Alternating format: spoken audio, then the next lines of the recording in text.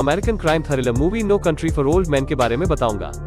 कहानी की शुरुआत में हम शेरिफ बेल की आवाज सुनते हैं, जो बदलते समय का दुख बयां कर रहे हैं। वो बताते हैं कि उनके पिताजी जब पुलिस में थे तो वो कभी भी बंदूक लेकर नहीं चला करते थे, क्योंकि उस दौर में लोग बहुत शरीफ होते थे और क्राइम रेट बहुत ही लो था। वो बताते हैं कि आज एक लड़के को इलेक्ट्रिक चेयर से डेथ सेंटेंस सुनाया गया। कारण था उसके द्वारा एक लड़की का रेप और तत्पश्चात उसका मर्डर। और जब मैंने उससे पूछा कि तुमने ऐसा क्यों किया, तो वो कहता है कि मेरा ऐसा करने का मन किया तो मैंने ऐसा कर दिया, और अगर तुम मुझे छोड़ देते हो तो मैं फिर जाकर यही करूंगा। शेरिफ बेल कहते हैं कि पहले समय में जब कोई क्राइम करता भी था तो उसके पीछे कोई ठोस वजह भी होती थी, लेकिन आजकल के क्रिमिनल शौकिया क्राइम करने लगे हैं। अब आगे फिल्म में एंटन चिगुर को दिखाया जाता है, जो कि एक साइकोपैथ होने के साथ एक कॉन्ट्रैक्ट किलर भी है। अब दिखाते हैं कि एक पुलिस वाला उसे गिरफ्तार करके ले जा रहा होता है, लेकिन चिगुर बड़े ही होशियारी से पुलिस वाले को मार देता है और उसकी गाड़ी और अपना ऑक्सीजन टैंक, जो एक खास तरह की गन है, को लेकर फरार हो जाता है। अब वो यहाँ से आगे जाकर एक गैस स्टेशन पर रुकता है, जहाँ गैस स्टेशन का ओनर चिगुर के साथ फ्रेंडली होने की कोशिश करता है, लेकिन चिगुर को इस बात से गुस्सा आ जाता है और वो उसे खत्म करने का डिसीजन ले लेता है। चिगुर बूढ़े को बातों बातों में इस कदर डरा देता है कि बूढ़े की जान उसके हलक में आ जाती है, लेकिन चिगुर उसे मारने से पहले कॉइन को फ्लिप करके उसे एक चांस देता है। चिगुर एक नास्तिक है जो भगवान में विश्वास नहीं करता और अपने सारे फैसले इसी तरह कॉइन फ्लिप करके ही लेता है। इसके बाद चिगुर कॉइन को फ्लिप करता है और उससे पूछता है कि बताओ कि हेड या टेल। अब बूढ़ा सहमते हुए पूछता है कि आखिर वो कॉइन किस लिए उछाल रहा है और दाव पे क्या लगा है, तो चिगुर कहता है कि दाव पे सब कुछ लगा है, मतलब कि उसकी जिंदगी भी। बूढ़ा हेड बोलता है और भाग्यवश हेड ही आता है, जिसके कारण चिगुर अब गैस ओनर की जिंदगी को बख्श देता है। वही फिल्म के दूसरे हिस्से में लेवलिन मोस को दिखाया जाता है, जो कि हिरणों का शिकार कर रहा होता है। तभी उसकी नजर दूर खुले मैदान पे पड़ती है, जहां खूब सारी गाड़ियां और आसपास लोगों की लाशें पड़ी हैं। इस नजारे को देखकर ऐसा लगता है मानो यहाँ पे ड्रग्स की बहुत बड़ी डील चल रही थी और दो पार्टियों के बीच गैंग वॉर जैसा कुछ हुआ होगा, जिससे आपसी बंदूकबाजी में सब मारे गए। तभी लेवलिन की नजर एक आदमी पर पड़ती है, जो जिंदा तो है लेकिन इतना जख्मी है कि कभी भी जिंदगी की डोर टूट जाए। वो लेवलिन से पानी मांगता है, लेकिन लेवलिन उससे कहता है कि मेरे पास कोई पानी नहीं है, और वो उसे छोड़कर आगे बढ़ जाता है। लेकिन तभी लेवलिन की नजर एक पेड़ पर पड़ती है, जिसके नीचे एक आदमी मरा पड़ा है और उसी के पास पैसों से भरा एक बैग पड़ा है, जिसके अंदर पूरे $2 मिलियन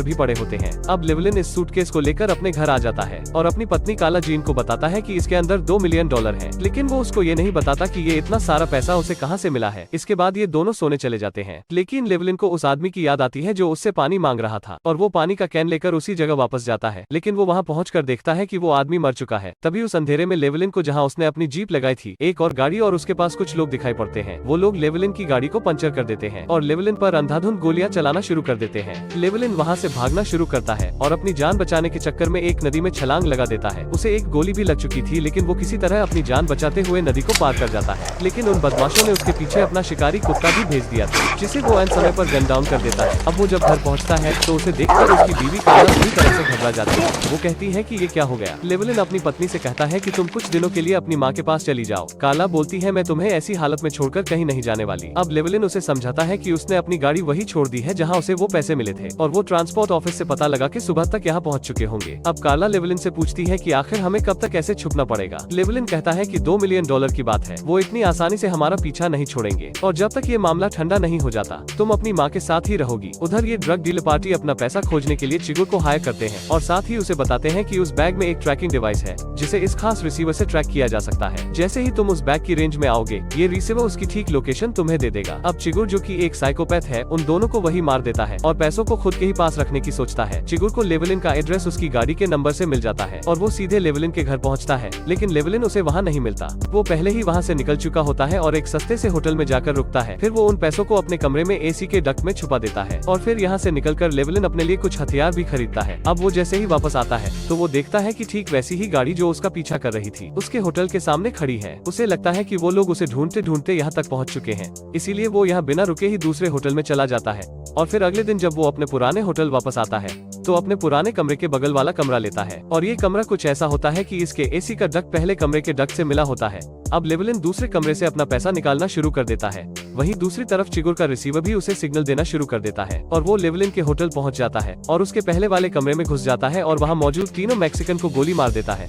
अब बंदूकों की आवाजें सुनने के बाद लेवलिन चौकन्ना हो जाता है और फटाफट सारे पैसे निकालकर वहां से भाग जाता है। इधर चिगुर की नजर एसी के डक्ट पर पड़ती है। वो खड़ा होकर देखता है तो उसे उसमें पड़े निशानों से पता लग जाता है कि किसी ने पैसों से भरा बैग दूसरी तरफ से निकाल लिया है। इसके बाद लेवलिन यूएस और मेक्सिको के बॉर्डर के पास एक होटल में कमरा लेता है और वहाँ के मैनेजर को कुछ एक्स्ट्रा पैसे देता है और कहता है कि अगर यहाँ यहाँ कोई कमरा लेने आए या कुछ पूछने आए तो मुझे फोन कर देना।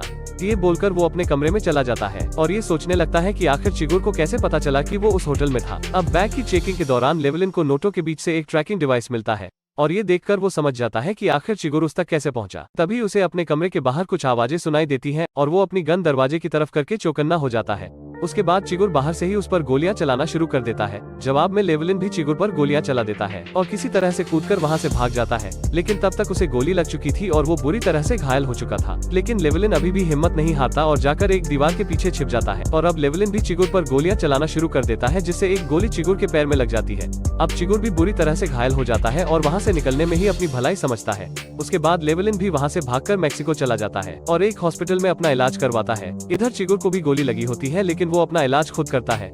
अब दूसरी तरफ कार्सन वेल्स नाम का एक आदमी आता है और लेवलिन की मदद की पेशकश रखता है। दरअसल वेल्स को उस आदमी ने भेजा है जिसका वो पैसा है, उसी ने ही चिगुर को भी हायर किया था, लेकिन उसे अब चिगुर के संकीपन की वजह से उस पर बिल्कुल भी भरोसा नहीं है। इसीलिए वेल्स को लेवलिन के पास भेजा जाता है। वेल्स उसे कहता है कि अगर तुम मुझे पैसे के बारे में बता दो तो मैं तुम्हारी जान चिगुर से बचा लूंगा, लेकिन लेवलिन उसकी बात पे कुछ खास ध्यान नहीं देता। उसके बाद वेल्स लेवलिन को अपना नंबर देकर कहता है कि अगर मदद चाहिए हो तो मुझे फोन करके बता देना। उसके बाद वेल्स जैसे ही अपने होटल पहुंचता है, चिगुर वहां उससे पहले से ही पहुंच जाता है और कुछ बातचीत के बाद उसे गोली मार देता है, क्योंकि चिगुर उस पैसे को किसी के भी साथ शेयर नहीं करना चाहता है और लेवलिन को मारकर सारा पैसा खुद हासिल करना चाहता है। अब लेवलिन वेल्स को फोन मिलाता है, जिसे अब चिगुर उठाता है। दोनों समझ जाते हैं कि वो किससे बात कर रहे हैं।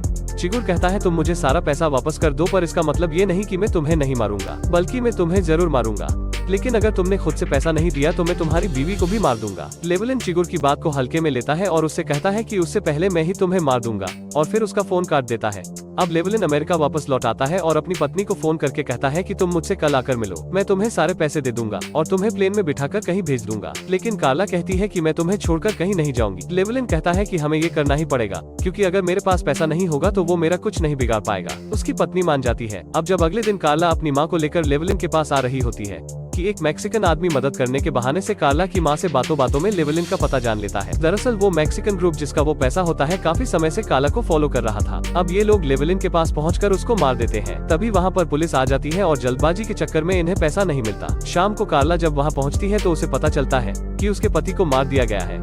ये सब देखकर वो अंदर से टूट जाती है और बहुत रोती है। उसी रात को शेरिफ बेल उस रूम में जाते हैं जहाँ लेवलिन का कत्ल हुआ था। शेरिफ बेल देखते हैं कि उसका दरवाजा उसी तरह से गन से मार के खोला गया है जिस तरह से चिगुर खोलता था। उन्हें शक होता है कि चिगुर अंदर ही है, लेकिन अंदर कोई नहीं होता। वहाँ पर एसी के डक्ट की ग्रिल और पेंच निकले हुए पड़े हैं और वहाँ पर चिगुर का सिक्का भी होता है, जिससे पता चलता है कि चिगुर वहाँ से पैसे लेके जा चुका है, क्योंकि वो जानता था कि लेवलिन हमेशा पैसे एसी डक्ट में ही रखता था। इसके कुछ दिनों बाद चिगुर लेवलिन की बीवी कार्ला के पास पहुंच जाता है, जहां कार्ला उसे देखकर बुरी तरह घबरा जाती है और वो कहती है कि मुझे पता था कि तुम यहाँ जरूर आओगे। वो चिगुर को बताती है कि मेरे पास पैसा नहीं है, लेकिन उसकी पत्नी की हालत देखकर भी चिगुर को तरस नहीं आता। चिगुर कार्ला से कहता है कि मैंने तुम्हारे पति से वादा किया था कि मैं तुम्हें जरूर मार दूंगा। कार्ला उससे कहती है कि तुम्हें ऐसा करने की कोई जरूरत नहीं है। इसके बाद चिगुर अपना कॉइन फ्लिप करता है और कार्ला से हेड या टेल मांगने को कहता है, लेकिन कार्ला इनकार कर देती है। वो कहती है कि ये सिक्का मेरी जिंदगी का फैसला नहीं कर सकता, इसका फैसला तुम करोगे क्योंकि तुम्हारे हाथ में गन है। इसके बाद दिखाया जाता है कि चिगुर घर से बाहर निकलते हुए अपने जूतों को चेक करता है, जिस पर कार्ला का खून लगा होता है। इसके बाद जैसे ही वो अपनी कार को लेकर थोड़ा सा आगे निकलता है, एक दूसरी कार आके उसे जोरदार टक्कर मारती है, जिससे उसका हाथ टूट जाता है। वहाँ पर दो बच्चे साइकिल चला रहे होते हैं, जिनमें से एक चिगुर को अपनी शर्ट दे देता है ताकि वो अपना हाथ कपड़े से बांधकर लटका सके, और बदले में वो उस बच्चे को $100 देता है ताकि पुलिस वाले उसके बारे में कुछ पूछे तो वो उन्हें कुछ न बताए। और यहीं पर मूवी एंड होती है। अब बात करते हैं कि इस मूवी का नाम no country for old men's क्यों रखा गया है। आज की दुनिया में नैतिकता खो रही है, अब सच्चाई के लिए कोई जगह नहीं है और पुराने लोगों के लिए ये समय बहुत कठिन हो गया है, क्योंकि उन्होंने अपने समय में कभी भी इतना वायलेंस और गुंडागर्दी नहीं देखी थी जितनी कि आज के समय में है। इन बूढ़े लोगों ने कभी भी इतना खून खराबा नहीं देखा। वो शरीफ, सच्चे और नेक दिल इंसान थे और उनके लिए ये बदलता वक्त बहुत मुश्किलों भरा है, इसलिए मूवी का नाम ऐसा रखा गया है। आपको मूवी कैसी लगी कमेंट सेक्शन में जरूर बताएं और वीडियो को एक लाइक देना न भूलें।